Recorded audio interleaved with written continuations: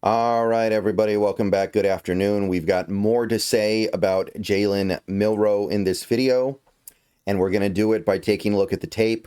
Again, I can't really put together the tape in this video. When I've tried to do stuff like that before, it doesn't really work out, and this is just a little bit easier for me anyway. So we're going to go through my notes that I took as I watched tape on Mr. Milroe.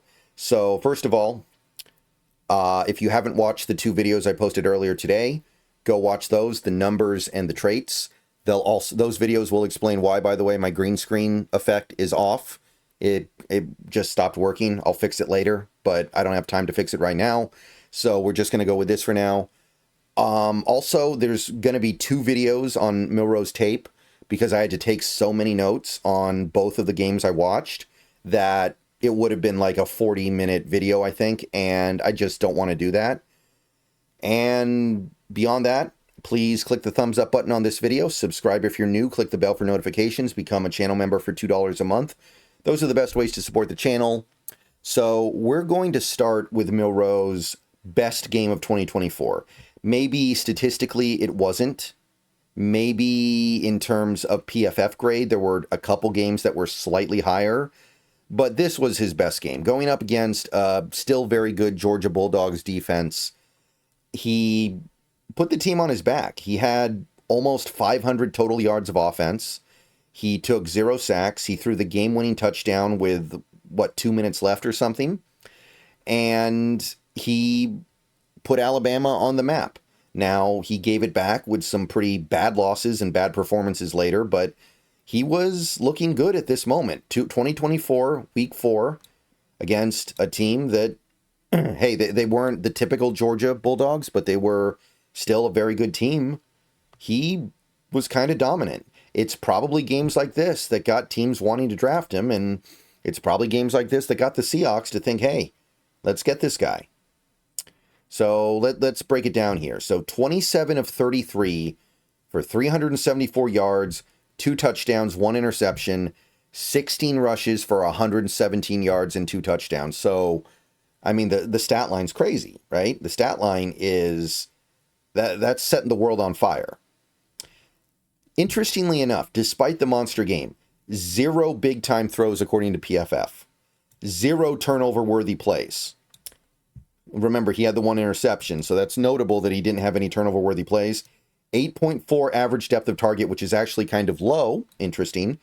2 drops, 0 sacks, 2.64 time to throw. So a lot of the metrics are actually pretty darn good as well. All right, so this is going to take a while, so buckle in. But let's go ahead and start with the first quarter here. We're going to go through almost every play because I feel like every play has at least something that I can say. Leads off the game with a quick 1-yard drop, and he just hits a 5-yard curl. There's not much to it, but it's good to see him just kind of hit his back foot and whip it out to a 5-yard curl, wide open. But for a player that has a little bit of a reputation of holding onto the ball too long, little things like that are going to get me going a little bit.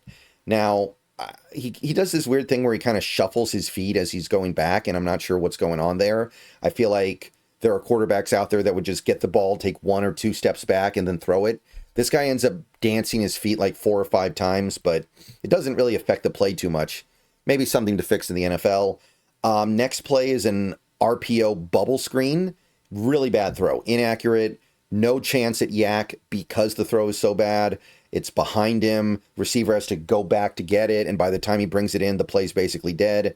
He's got happy feet on this play again. He fires it too hot and behind the receiver. So that was an early bad sign for Milroe. And for what was probably the best game of his college career, it's a rough rep. There's a play right after that. I think the very next play, the pocket weakens on, I believe this is a third down and medium. The pocket kind of cracks, but it doesn't crumble. And he takes off and scrambles up the middle. He ends up getting no gain on the play, so it's clearly a passing play, and he just takes off and tries to go get the first down up the gut. Doesn't happen. I think it was a mistake to run because even though the pocket was starting to weaken, it hadn't yet broken. I think he probably could have hung in there and made a throw for a first down, but he kind of felt the pressure and just took off. He had hat on hat in the pocket. I think it would have been okay. Next notable play on offense, he gets a free play on an offsides call.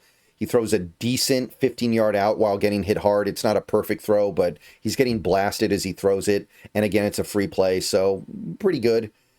Next play, lobs a middle-of-the-field chain mover on third down when pressured. I like that play. He got pressure right in his face very quickly, and he just kind of found the open guy over the middle of the field for a short gain that moved the chains.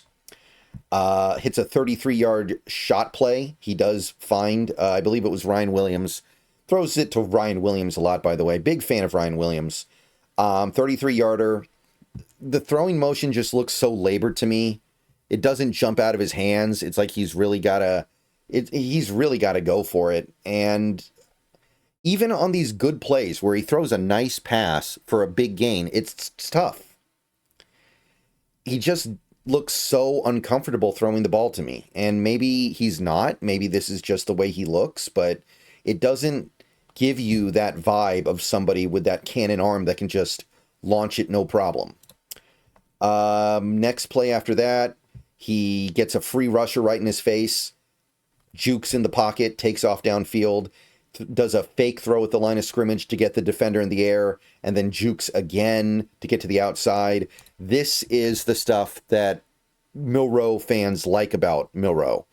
The ability to evade the pressure, evade the defender, use creativity and elusiveness to generate a big gain. It's a 16-yard run, great play, and you watch that and you're like, hey, that's Lamar Jackson out there, man. Keeper on zone read. He gets to the outside with his speed. It's a play where he just outruns the defense. You see, again, the stuff that makes him special, the speed. And he ends up scoring a touchdown on a naked QB Eagles run. If you don't know what the QB Eagles run is, by the way, look it up on Tecmo Bowl. The Eagles had a play in their play where the QB basically just goes student body left, and there's really not much else to the play. It's almost like a completely naked bootleg, and he waltzes in untouched. There's not much to say about the play, honestly. It's a very simple play, and he just walks in, but it's a way to utilize him that you wouldn't be able to utilize every quarterback.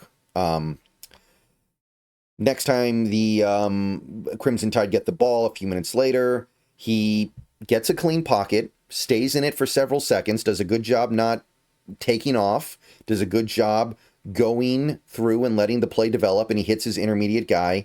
The receiver is wide open. It's a very easy throw, but I actually thought his footwork and his mechanics looked pretty good on this rep, so that stood out.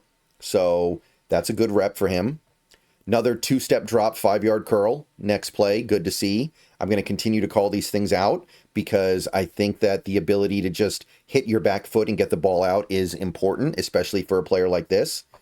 Another QB Eagles style run where he just takes off to his, I think it's his left, and looks for yards. He only gets 3 yards, but you see the patience and vision in the way that he runs. It does exhibit his skills as a runner. And then I think the next play, or maybe the play after, hits a beautiful wheel route for a touchdown. This was one of the best plays I saw from him. He threw it well before the play had fully developed, just trusted his receiver, the running back, to be there, and he fitted in perfectly behind coverage. It was a great throw, great route, hits it for the touchdown. Love it. If Milroe gets to the NFL and he's making throws like that routinely, I don't think we're going to have much of a problem. Next time he gets the ball, they run another bubble screen. Much better throw, accurate and decisive. Hits it where the receiver can go get some yak, which obviously on a bubble screen you need yak. Next up, zone read keeper. He cuts inside effectively. It looks like he's going outside, then he just cuts inside through the defense to get a 10-yard gain. It's another example of how he uses vision to maximize his yards. And then on the next play, you see him give on a zone read. It's not a keeper, it's a give, but the defense is terrified of him. You watch the defenders, you watch the way the defense reacts at the mesh point. They're crashing down so hard on trying to get Milroe that the running back just waltzes in for another touchdown. And then to end the first quarter, another quick throw, 5-yard out, gets the ball out quickly, decisive, accurate, simple throw. But again, it's the first read. He gets it out quickly. Love to see it. And that gets us to quarter number 2. Georgia sends a big blitz here, and he beats it with a curl route to the tight end. And he threw a good ball so that the tight end could go get some yak with the throw. So you're seeing him recognize what the defense is doing, adjusting to it, and making sure he has an ability to trump what they're throwing at him. So things like that are going to also get me pretty excited about what he might be able to do. And then on a 4th and short, he does his own read keeper, presumably just to go get the yard, but then his raw speed gets the edge, and he's off to the races, 35-yard touchdown run. He's in the end zone partying. Everything's good. So at this point, Alabama was crushing him. Gets the ball back about 6 minutes later in the second quarter. Another quick plant and curl throw to the tight end to beat the blitz. Just another instance of him getting the ball out of his hands fast, which I like to see. It's something that I'm sure is more prevalent in DeBoer's offense than it was with Saban. And that is the necessary skill set for the current NFL. Getting the ball out quickly, finding these short, easy throws, and just matriculating down the field. Scrambles from a crumbling pocket, and this is another play where you see the Lamar Jackson comps. He's in a crumbling pocket, looks like he's done. Somehow he gets out of it with his speed and elusiveness and explosiveness, and he weaves through the open field. He creatively picks his way through traffic, gets 25 yards on a play that should have been dead. So I look at a play like that and I'm like, okay, there's the upside. And the upside is significant. There's something going on here that is special beyond what just any guy could give you. And then the next play, the Alabama runs play action, 15-yard out. It's a professional looking throw. It's the kind of throw you need your NFL quarterback to be able to make. The throw is wide open. Don't get me wrong. It's wide open, but the throw is on time. It allows the receiver to gather it in and get possession before he goes out of bounds. Just a stock standard out, but necessary. A couple plays later, there's pressure. He has to move from his first read to his second read on this play, and the throw is low and bounces off the turf, incomplete. Maybe could have been caught, but I think it's a bad throw. So the pressure gets to him a little bit, and him moving from his first read to his second read is just a little bit... You see the diminishing returns when he has to do things like that. There was motion. I'm sorry. The motion didn't seem very comfortable on this play. The throwing motion, I mean. And his feet weren't lined up properly, partially because of the pressure, but I think it's just kind of in his nature to not have his feet lined up well. Really good play coming a little bit after that, though. He shrugs through the edge rush. Georgia gets some edge pressure on him, and he just kind of shrugs his way through it and then hits a check down. It's not a big gain or anything, but preventing the negative play here was great. Getting it to one of his playmakers was great as well. So that shows his strength, that shows his elusiveness, that shows the ability to get the ball out quickly. And at 2 minutes in the second quarter, this is where the interception comes in here. It's not a very good throw, but the interception is fluky. It's a delayed route over the middle from the tight end. The tight end's blocking, and then he leaks out over the middle. And Milroe throws it to him. He's in traffic, so I don't know if it was a great idea to throw to him. And the throw is behind the tight end, so he has to spin back around to get it. And he can't secure it. He gets hit-sticked. Ball pops up in the air, gets picked off. So I don't think it's a good throw. I don't know if it's a good decision. That's debatable. But the interception is kind of a freak accident, so it's not as bad as it looks. Okay, moving into the later part of the second quarter, Alabama still gets another possession. In the 2-minute drill, hits a couple of nice, simple throws to set up yak. Nothing much to it, but the accuracy allows the receiver to turn upfield and go get extra yards on a couple of straight plays. There's pressure in his face with about a minute left, and he just hits a slant over the middle for first down without being able to set his feet. Accurate throw. Again, it's the stuff that excites you. And then He kind of gets hosed on a really obvious pass interference that gets missed with 30 seconds left on a 15-yard comebacker. So it's a good first half, man. It is. It is. Nothing too bad to say about this here. Moving on to the third quarter now, though. Less to talk about in the third quarter. There's an awkward keeper play where it looked like the running back tried to rip it out of his hands, and Milroe tried to keep it, and Milroe ended up keeping it, but he was off his rhythm. But you see his power when he's running here, because he does end up keeping the ball, and he uses power to stay up through contact. So I think that that's something that you look at and you go, okay, he's got that ability to push through contact, and that's important for a guy who depends so much on his athleticism.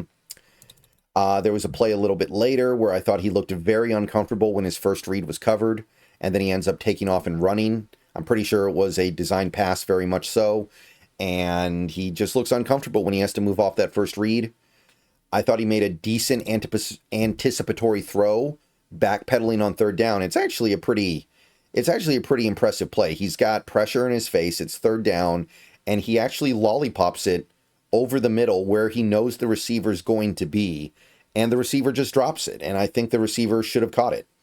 So it's a good rep by Milroe and a mistake by the receiver ultimately, and Milroe doesn't see the ball again for almost 8 minutes. 4:20 left in the third quarter. Moves to his second read and hits an 11-yard comeback. It's a rare moment where I think he looks really good moving to his second read, just shifting over and hitting an 11-yard comeback route. I still think his stance is a little bit open, but it's a good throw. And then he hits a 45-yarder, shows off the arm strength a little bit. 45-yard floated out to wide receiver behind the defense. The receiver probably would have had a touchdown on this play if it didn't get bobbled, by the way. So he, you can't say anything other than that he did his job on the play. I still think the stance looks a little bit open, but he was accurate even though he got hit as he threw. So you can't knock it too much, right? Maybe I'm just seeing things. The stance looks a little bit open to me even on these good throws. And that was really it until we got into the fourth quarter. So I think this possession ended in a field goal, and there was nothing much to say. So we go to the fourth quarter here when the game actually starts getting competitive. I think there's a play at 12:25 where he wasn't ready for the snap, and there's immediate pressure from like 3 guys, and Milroe actually does a good job floating the ball out to his check down. Could have been a disaster, but he ends up actually salvaging the play with a tiny gain. Next play, a few minutes later, there's a pump fake. He gets to his second read, and he throws it high, maybe intentionally because the coverage was very tight, not much of a window. So I don't know if that's really a mark against him. He just throws it high because probably the defense was right there. And generally speaking, as this game went on, it felt like Georgia clamped down pretty hard on Milroe's ability to run. Seems like they kind of solved that a little bit, and he wasn't breaking off big plays with his feet anymore. So it is something that you can overcome as a defense. Another extended sit in the pocket with about 9 minutes left. Throws over the middle, hits it for a first down. It's everything you want to see in a quarterback, doing something routine. And he just kind of... It's just not good enough. The throw is bad. The throw is late. The throw is behind the wide open receiver. Right? This is the money stuff here. It's very important play in this game, as this game is starting to tighten up a little bit, and the receiver has to go back and adjust to it. And the play kind of gets derailed a little bit because of it. A little bit later, there's a clumsy zone read keeper. Probably should have given it to the running back. Ends up not going anywhere.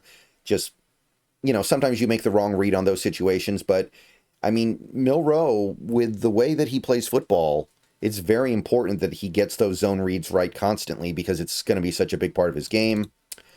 Next play, a free blitzer hits him low as he throws on third down. Very tight coverage. Pass gets broken up at the catch point. Not much to say here. It was good coverage. Gets the ball back with about 5 minutes left. He's in his own end zone. Alabama is nursing a smaller lead at this point. There's a free blitzer in the end zone. He just barely gets the ball away. He cannot set feet. The throw is not very accurate. Again, he can't set his feet because of the blitzer. I don't think it's his fault. The throw's not very good, but the receiver adjusts to make a great catch to get them out of the shadow of their own end zone.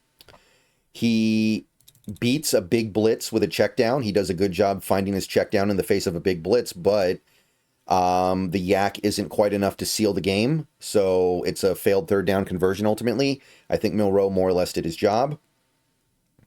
And Georgia ends up taking the lead after they get the ball back. So then we've got to get the ball back to Milroe to go win the game, and he immediately does. 2:30 left, launches a clean pocket go route down the right sideline to Ryan Williams. I think if we're being perfectly honest, the throw was behind Williams a little bit, and Williams made an amazing adjustment for it. I still think Milroe deserves credit for putting the ball out where Williams could make a play on it. That's often what you need to do on plays like this, especially with a receiver as good as Ryan Williams. And there was a kernel of pre-snap reading visible when he checked to make sure the safety was staying inside. Threw a low throw on the 2-point conversion, but it was close enough, and that takes us home. Okay, so that's Jalen Milroe against Georgia. It was a very good game, some problems, but unfortunately, that's not the full picture here. That's not every game he plays. That's one game he played.